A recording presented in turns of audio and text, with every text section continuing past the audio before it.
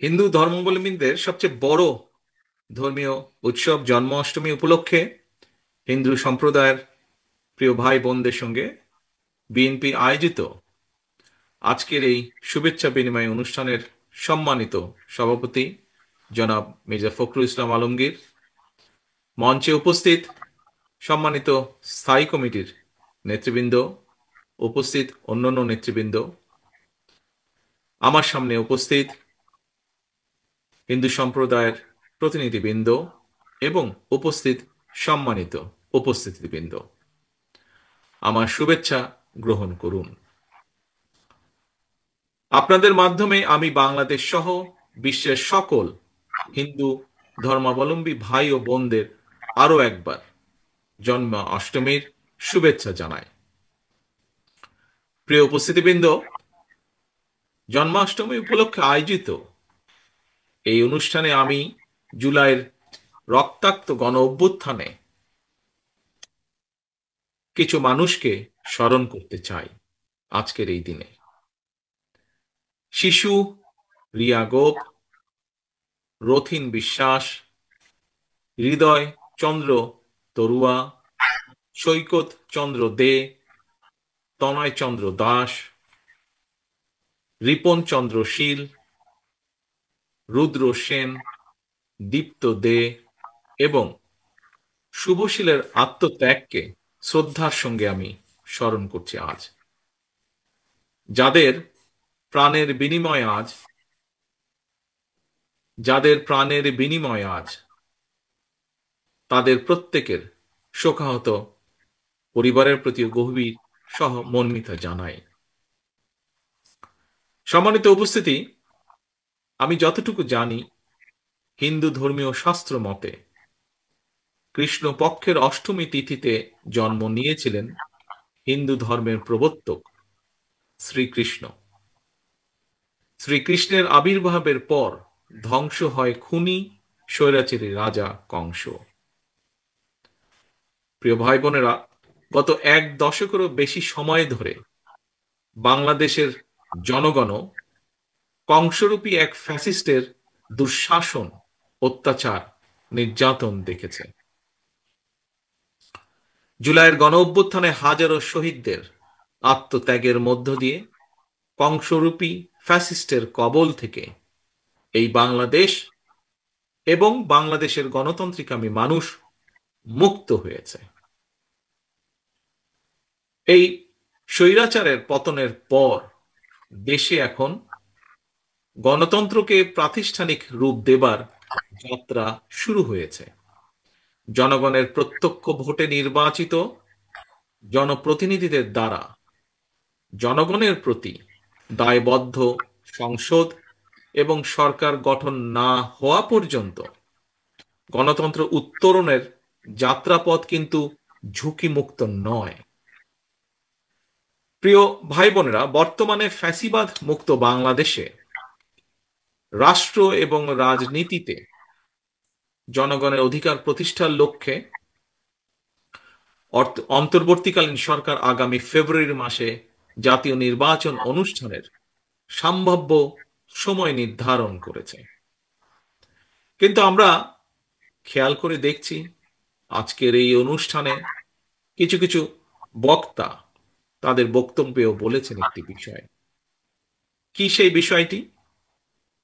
সেই বিষয়টি হচ্ছে এই নির্বাচন অনুষ্ঠান নিয়ে কোনো রাজনৈতিক ব্যক্তি বা গোষ্ঠীর বক্তব্য, মন্তব্য কিংবা নিত্য নতুন শর্ত বা শর্তের প্রস্তাবনা সামগ্রিকভাবে জনমনে বিভ্রান্তি সৃষ্টির একটি কারণ হয়ে দাঁড়িয়েছে।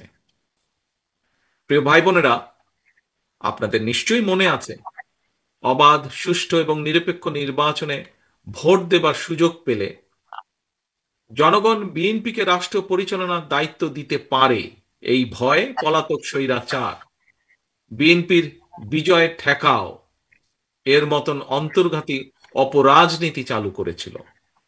দেশের নির্বাচনী ব্যবস্থাকেও গত 16 বছর 17 বছর ধ্বংস করে দিয়েছিল। সেটি লোকাল ইলেকশন থেকে শুরু করে জাতীয় নির্বাচন থেকে শুরু করে প্রায় প্রত্যেকটি জায়গায় একই অবস্থা হয়েছিল। তবে আশ্চর্যের বিষয় হলো, স্বৈরাচার মুক্ত বাংলাদেশে এবার ক্ষমতাসীন সরকার নয়, বরং ফ্যাসিবাদ বিরোধী আন্দোলনের রাজপথের সহযোদ্ধা কতিপয় রাজনৈতিক ব্যক্তি এবং গোষ্ঠীর আচরণেও সেই পলাতক স্বৈরাচারের সরকারের মতন বিএনপির বিজয় ঠেকাও প্রবণতা লক্ষ্য করা যাচ্ছে। বিএনপির বিজয় ঠেকানোর অপরাজনীতি করতে গিয়ে বিতাড়িত ফ্যাসিবাদী সরকার দেশকে একটি তাবেদারি রাষ্ট্রে, একটি বিশাল বড় জেলখানায় পরিণত করেছিল। বর্তমানে ফ্যাসিবাদ মুক্ত বাংলাদেশেও যারা মনে করছেন নির্বাচন দিলে জনগণ ভোট দিয়ে বিএনপিকে সরকার গঠনে সহায়তা করবে, যারা এই চিন্তা থেকে বিএনপির বিজয় ঠেকানোর জন্য নানা রকম অপকৌশলের বা শর্তের বেড়াজালের আশ্রয় নিচ্ছেন, তাদের দৃষ্টি আকর্ষণ করে বলতে চাই, রাজনীতিকে রাজনীতি দিয়েই মোকাবেলা করুন। জনগণের শক্তির উপরে আস্থা এবং বিশ্বাস রাখুন। বিএনপির বিজয় যদি জনগণ দিয়েই থাকে, সেই বিজয় ঠেকাতে গিয়ে জনগণের রায় প্রদানের পথ রুদ্ধ করবেন না। প্রিয় ভাই বোনেরা, বাংলাদেশে জাতীয় নির্বাচনে পিআর পদ্ধতি নিয়ে অনেকেই অনেক কথা বলেছেন। আমিও এর আগে সংক্ষেপে কিছু কথা তুলে ধরেছি। আজ আবারও সংক্ষেপে আপনাদের সামনে কিছু কথা, দু একটি কথা এ ব্যাপারে আপনাদের সামনে তুলে ধরতে চাই। প্রিয় সম্মানিত উপস্থিতিবৃন্দ, আমরা জানি বিশ্বের অনেক দেশেই হয়তো নির্বাচনে পিআর পদ্ধতি রয়েছে, তবে বাংলাদেশের আর্থ সামাজিক ভৌগোলিক রাজনৈতিক পরিস্থিতিতে পিআর পদ্ধতিতে নির্বাচনের জন্য এখনো উপযোগী নয় বলেই আমরা কম বেশি মনে করি। কাকে কিংবা কোন ব্যক্তিকে ভোট দিয়ে নিজেদের প্রতিনিধি হিসাবে নির্বাচিত করে সংসদে পাঠানো হচ্ছে, অবশ্যই জনগণের সেটি জানার অধিকার রয়েছে। কিন্তু প্রস্তাবিত যে পিআর পদ্ধতি, এই পিআর পদ্ধতিতে কোন ব্যক্তিকে নির্বাচিত করা হচ্ছে, জনগণের সেটি জানার পরিষ্কার কোনো সুযোগ নেই। যে কারণে রাজনৈতিক দল বা ব্যক্তি বা যে কোনো রাজনৈতিক দল বা ব্যক্তি জাতীয় সংসদে কিংবা সরকারে প্রতিনিধিত্ব করতে চাইলে অবশ্যই তাদেরকে জনগণের মুখোমুখি হয়ে জনগণের আস্থা বিশ্বাস অর্জনের মাধ্যমে জনগণের রায় অর্জন করা জরুরি। প্রিয় উপস্থিতি, পিআর পদ্ধতি এবং আরো দু একটি ইস্যুতে গণতান্ত্রিক রাজনৈতিক দলগুলোর মধ্যে কিছুটা ভিন্ন মত রয়েছে।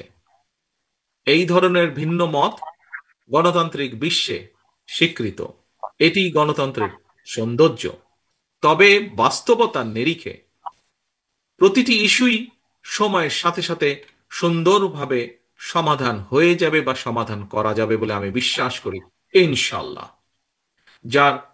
যারা আসন্ন নির্বাচনকে সামনে রেখে পরিস্থিতি ঘোলেটে করার অপচেষ্টা করছেন, এর মাধ্যমে আপনারা হয়তো নিজেদের অজান্তেই গণতন্ত্রের উত্তরণের পথকে বাধাগ্রস্ত করে তুলছেন। একই সাথে পতিত পরাজিত পলাতক স্বৈরাচার পুনর্বাসনের পথও হয়তোবা সুগম হচ্ছে, যদি আমরা গণতন্ত্র উত্তরণের পথে শর্তের পর শর্ত আরোপ করতে থাকি। প্রিয় উপস্থিতিবৃন্দ, সম্মানিত ভাই ও বোনেরা, গণতান্ত্রিক আন্দোলনের সহযোদ্ধাদের প্রতি আমার বিনীত আহ্বান, গণতান্ত্রিক রাজনৈতিক দলগুলোর নিজেদের মধ্যকার বিরোধ এমন পর্যায়ে নেওয়া উচিত হবে না যেই বিরোধকে পুঁজি করে পরাজিত ফ্যাসিবাদ নিজেদের অপকর্মগুলোকে জাস্টিফাই করার সুযোগ নিতে পারে। আমি মনে করি, আমরা মনে করি, প্রতিটি ইস্যুতে প্রত্যেকটি রাজনৈতিক দলের ঐক্যমত হতেই হবে, এটি এমন কোনো জরুরি নয়। তবে অবশ্যই অবশ্যই স্বৈরাচার, পলাতক স্বৈরাচার বা ফ্যাসিবাদের যে পলাতক স্বৈরাচার বা যে পলাতক ফ্যাসিবাদ, তাদের পুনর্বাসন ঠেকানো কিংবা দেশকে তাবেদার মুক্ত রাখার মতন স্বাধীনতা, সার্বভৌমত্ব এবং জাতীয় স্বার্থ সংশ্লিষ্ট ইস্যুগুলোতে অবশ্যই ঐক্যমত এবং ঐক্যবদ্ধ থাকা অত্যন্ত জরুরি। প্রিয় হিন্দু ধর্মাবলম্বী ভাই ও বোনেরা, এবার আমি বিশেষ করি আপনাদের উদ্দেশ্যে আপনাদের উদ্দেশ্যে দু একটি কথা সংক্ষেপে তুলে ধরতে চাই। প্রিয় ভাই বোনেরা, আপনাদের ধর্মীয় পরিচয়কে কেউ যাতে নিজেদের হীন দলীয় রাজনৈতিক স্বার্থে ব্যবহার করতে না পারে, সে ব্যাপারে আপনাদের সকলকে আমি সতর্ক থাকার বিনীত আহ্বান জানাই। আমরা দেখেছি অতীতে বিভিন্ন সময় দেশে, আমরা অতীতে দেখেছি বিভিন্ন সময় দেশে যারা নিজেদেরকে সংখ্যালঘু সম্প্রদায় হিসাবে বিবেচনা করেন, সেই সম্প্রদায়ের উপর কিংবা তাদের ধর্মীয় স্থাপনা অথবা বাসা বাড়িতে হামলার ঘটনা ঘটেছে। এবং এই ঘটনাগুলোকে যদি আমরা পর্যালোচনা করে দেখি, তবে দেখব দু একটি ব্যতিক্রম ছাড়া অধিকাংশ হামলার ঘটনা কোনো ধর্মীয় কারণে হয়নি। বরং আমরা দেখেছি প্রতিটি ঘটনা নিবিড়ভাবে তদন্ত করলে দেখা যাবে অধিকাংশ হামলার ঘটনার নেপথ্য ছিল অসৎ রাজনৈতিক উদ্দেশ্য অথবা অবৈধ লোভ লাভের আশা। প্রিয় ভাই বোনেরা, যে কারণেই হোক না কেন ঘটনাগুলো, কোনো কারণেই যাতে করে কারো ওপর কোনো হামলা কিংবা অবিচার না হয়, সেটি নিশ্চিত করা রাষ্ট্র এবং সরকারের দায়িত্ব। প্রিয় ভাই বোনেরা, এই বাংলাদেশ কোনো ব্যক্তি, গোষ্ঠী কিংবা দলের নয়। এই বাংলাদেশ আপনার, আমার, আপনাদের, আমাদের সবার। দল মত ধর্ম নির্বিশেষে বাঙালি অবাঙালি, নৃতাত্ত্বিক জনগোষ্ঠী, বিশ্বাসী অবিশ্বাসী কিংবা সংশয়বাদী, এই বাংলাদেশের প্রতিটি নাগরিকের একমাত্র গর্বিত পরিচয়, আমরা বাংলাদেশী। দেশের